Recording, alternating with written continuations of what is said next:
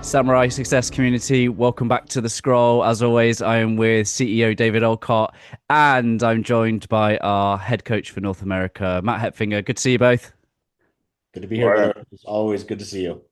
Yeah, we got a fun conversation lined up. We are 3 months into our Swords of Illumination journey over in Europe, and oh, what a blessing! Matt joins me in those calls. We co-lead that, and it's just wonderful conversations. People are going through wonderful journeys, and what we bring to you today, David, is some real examples of the experiences that our people have had, some of the challenges that they've wrestled with, and we thought it would be a great opportunity for people who haven't experienced Swords of Illumination or Samurai Success Coaching to really hear the master at work, shall we say. Huh. Awesome, brother. Well, I'm excited about hearing about some of these. I haven't seen any of the questions yet, but so I know that what you guys have told me about and what I've seen from the videos, that I'm really proud of the group that's going through this work, because they're not just doing the surface level stuff. They're really diving in deep. And so some of the questions that I'm sure are going to be asked today are going to be so those deeper levels. So pay attention, stay tuned, because these are going to be some really interesting ways to be able to interpret our experiences of being human in this physical plane. Yeah, and I'd say the overarching or the arc of all of what we're about to share with you comes back to this idea of why am I still stuck? Mm. We've got five real experiences of people that have been around the personal development industry for some time now. And this sense of why am I still stuck? I've read all these books, I've listened to all the podcasts, I know a lot of this stuff. Why am I still experiencing X, Y, and Z? Whether that be burnout, whether that be anxiety, overwhelm, procrastination, the sense, right? Those things.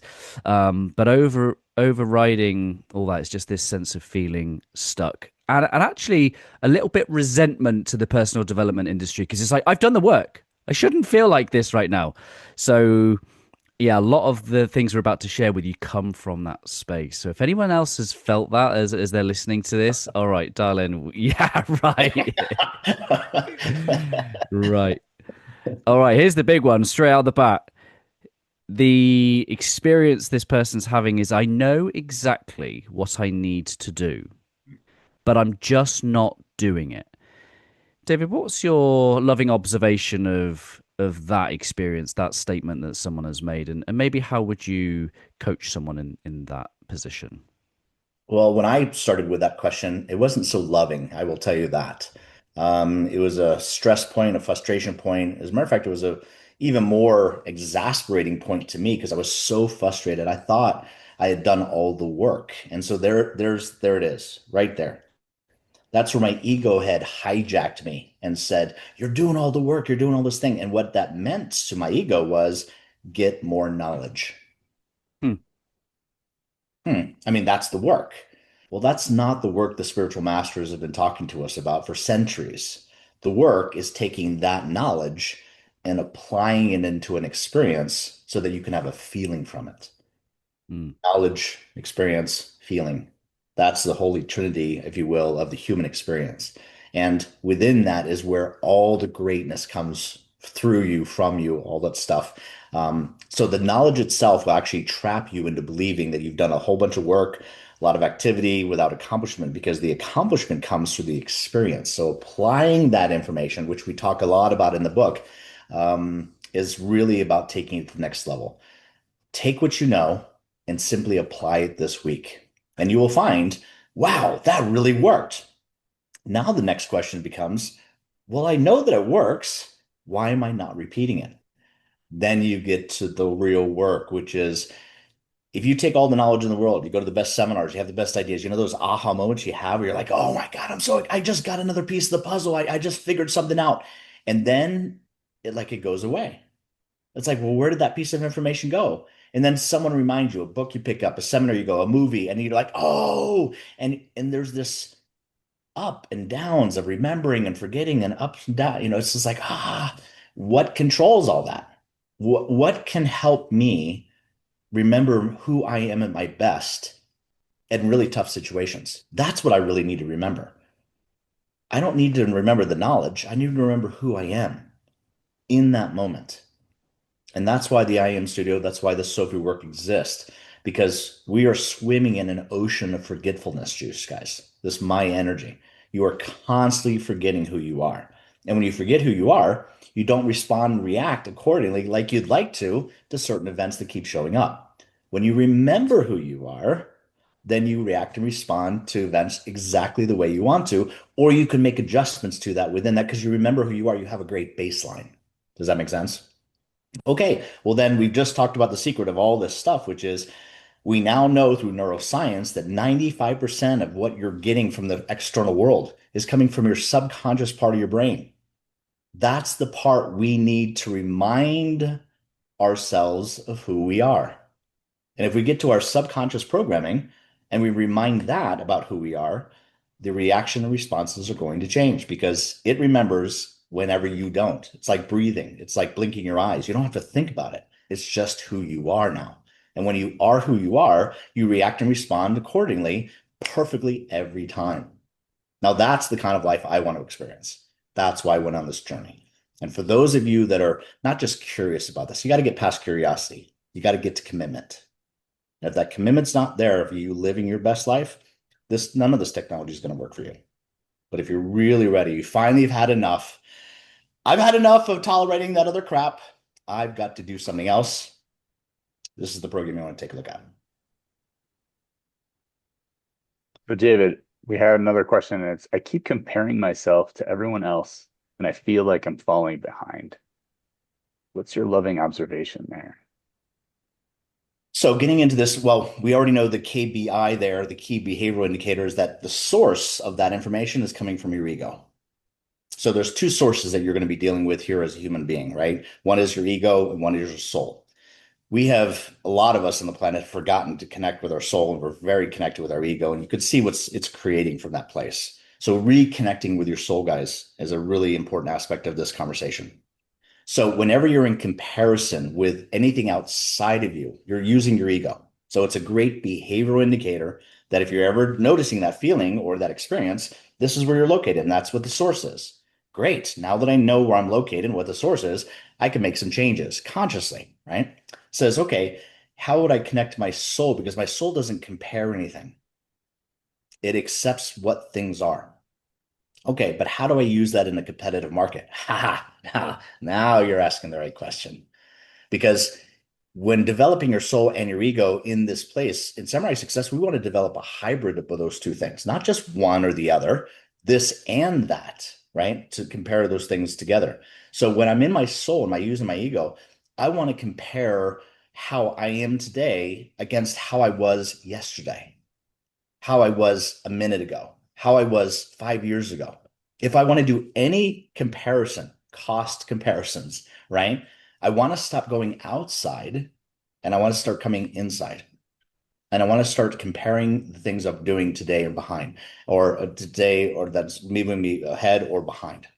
So, with that being said, I use competition internally. I stop competing with other people because that competition is what hooks me into forgetting who I am, to not doing my best, and moving myself into pressure situations I'm not ready for. When I notice myself that I'm comparing myself how I used to be in that situation, I can usually celebrate, hey, Dave, you did a really good job there. Or, you know, you got some work to do on that one. But that keeps me in the work. And that's the only work, is I can control the work inside me. I can work on this. I can influence that. I can manage that. I cannot manage, influence, or control anything out here. It's my ego telling me I can, but I now know that that just doesn't work. So really, if you're going to use comparisons about who you used to be, where you want to go, those kind of things. And please take this one thing out of comparisons that will change everything. You ready? Here's the one word that would change comparisons if you could really do it. Take away judgment. Because then all of a sudden, ahead or behind is a judgment about where you're located that either makes you feel abundant or scarcity. Take that judgment out. Simply discern, oh, I'm a little bit further ahead than I am today. I'm a little bit further behind than I'd like to be. What steps do I need to do to take? You stay in that resourceful state in order to achieve that goal. Getting away from that scarcity, moving into that comparison, that competition that really is a healthy place. Yeah, I love that. You said something there which was about getting yourself into pressure situations you're not quite ready for. And it really made me think back to our last episode we did on imposter syndrome.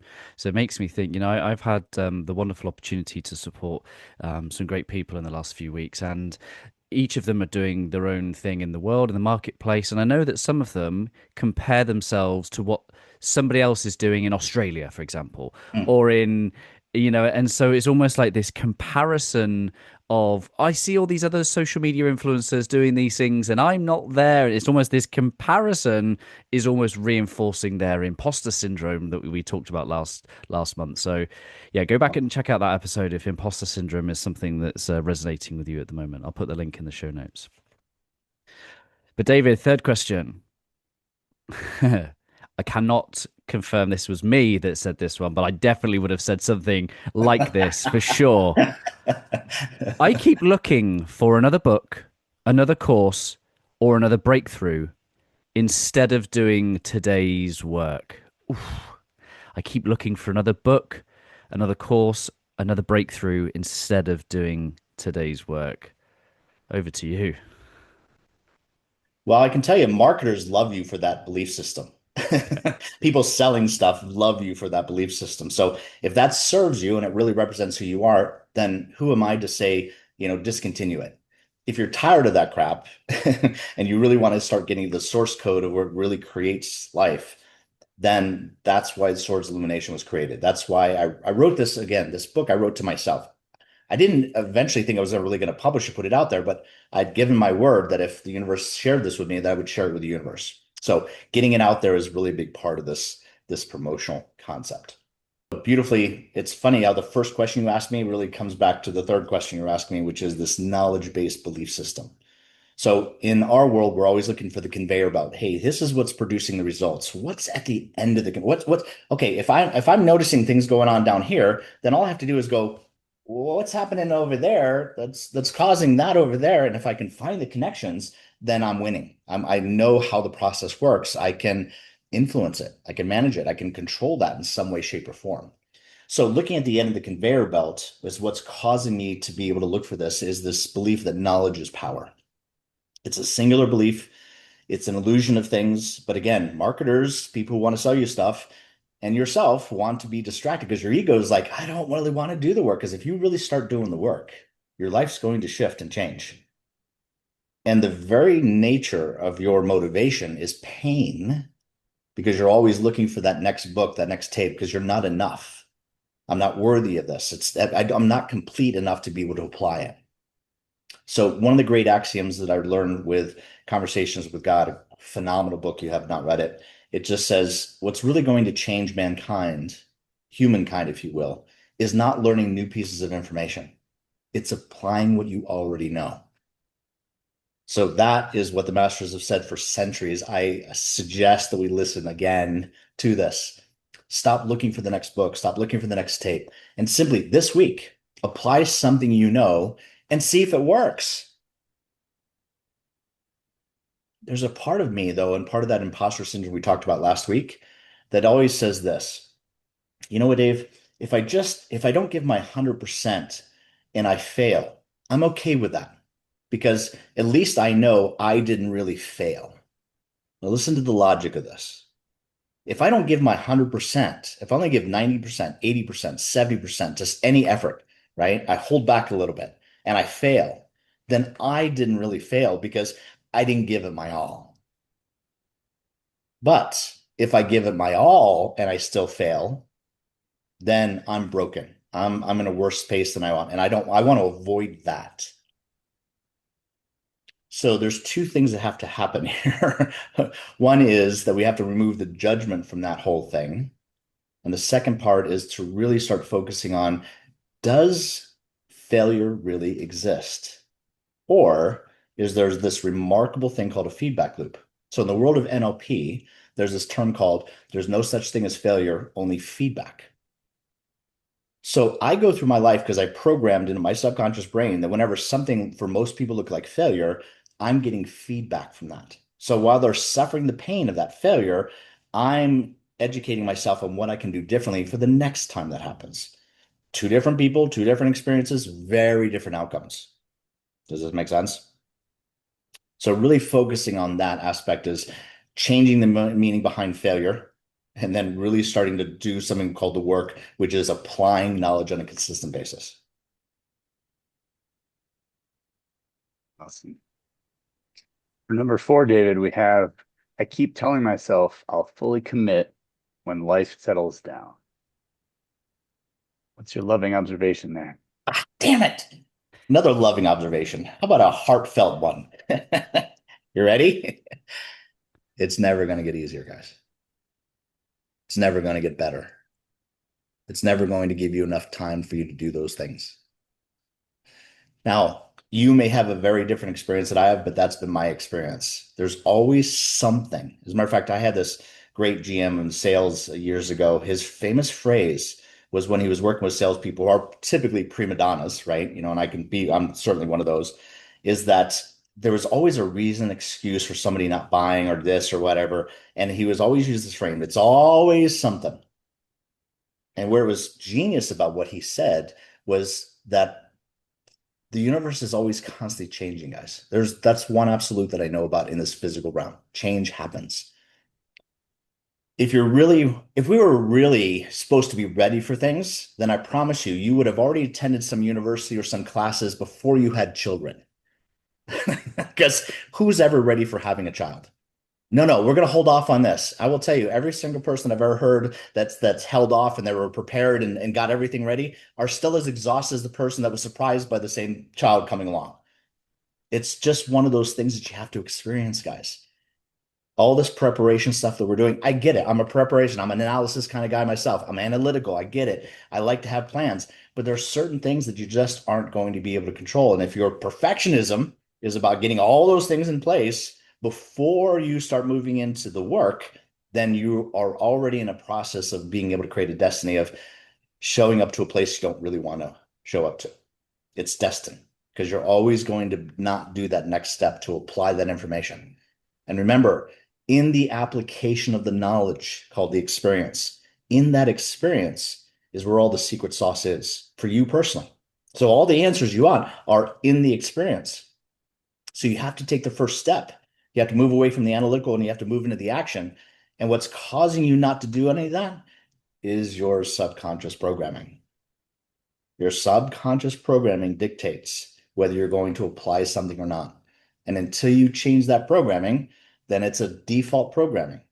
It's like changing your printer on a computer, right? I want it to go to this one, and you just saying it out loud. I want that printer over there, as opposed to mechanically going into your settings and saying, hey, I want this to be my default printer so that that printer reacts and responds when I hit that print button. It's the same thing with your programming, guys. I know it doesn't feel that way sometimes, but this is a machine. This is something you have a lot of influence and management and control over. That if you start changing that programming, you're going to start producing different results. If you don't change that programming, then there's that definition of insanity that someone talks about that says, doing the same thing over and over again, doing the same thing over. Because remember, your doing this is connected to your belief systems. If you don't change your belief systems, your doing this stays the same and expecting something different to happen, results to change. That insanity is, we seem to be infected by that. We need to change that. Last one I'm going to bring us home with is a powerful one. It's a deep one, and it is simply this: I'm not worthy to be here. I don't belong here.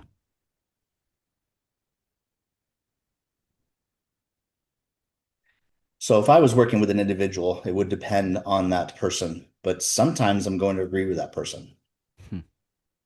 because they're so embedded in that belief system. There's no changing that. Does anybody know what the opposite of coaching is? Defiance. When you believe so committed to your belief systems that you're not worthy about something, no one's ever going to talk you out of that. That's how the programming works. That's how it should work from my perspective, because you being committed to that, you have every right to do that. That's called free will. When you're tired of committing to you not being worthy is why you have a conversation with us. It's like, okay, I've done this. I've mastered this over the last 50 years, 40 years, 30 years, whatever. I'm done with it. I've got a clear picture. This does not represent who I am anymore. Now we have to go do the work, which means we have to introduce a new mindset, skill set, and tool set to the existing programming for you to move to the next dimension of success. If you don't change those things, guys, no matter how far you get up this mountain, you're always going to ascend to a certain place and you're going to fall back to this place of your programming. It's called regression to the mean in mathematics. If you have a superstar person that goes out there and like on a basketball court or a soccer field, their average score, whatever, is 70 points a game or 60 points a game or 2 goals a game or whatever that looks like. That's their average, per game that they do. And all of a sudden they go out there and they have a 100-point game. The very next couple of games, you'll see their averages go from 70 down to 30. And you're like, what happened? That's how your subconscious programming works. It makes sure you stay in this place of your programming and not to exceed that. What you have to do is change the programming so that it isn't exceeding it anymore and it's still getting the results you're after. But the work is about changing that programming. Matt, is there any particular story from what we've just shared that you most resonate with along your SOFI journey? I mean, it's hard to pick just one, but I think for me, I keep telling myself I'll fully commit when life settles down. Because I have 2 young sons, like 7 and 5. Life's not ever gonna settle down. Definitely not for a while. And so I made that promise to myself early on where I'm going to commit to this. I'm going to do the work. And, for me, some of the key things, staying an observer, staying that student, not questioning so much, and just letting it flow and just, staying in the work, not going ahead, not rushing. And it was just that made the experience really, really positive for me. And you start to sense these shifts. You see things where you're like, oh, that doesn't trigger me anymore. Why is that? It's not like you wake up and you're like, all right, cool, I'm done. Because it's almost a year-long program. And I think for me, just realizing life's not going to settle down, but how do I make that smooth and make that comfortable? And now I'm able to fit so many things in thanks to a lot of this subconscious programming and things like that. So it's really just staying with the work and just trusting the process has really made the huge difference for me.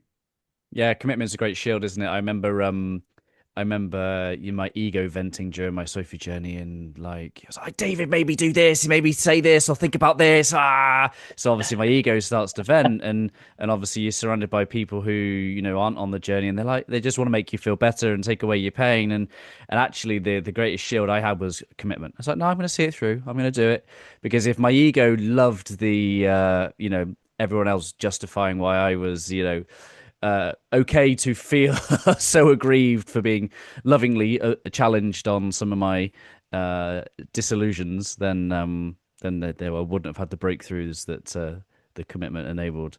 But David, if anyone's recognizing themselves in the experiences that we've shared, what's your invitation? What are the first steps that anybody should take when they recognize themselves in these conversations?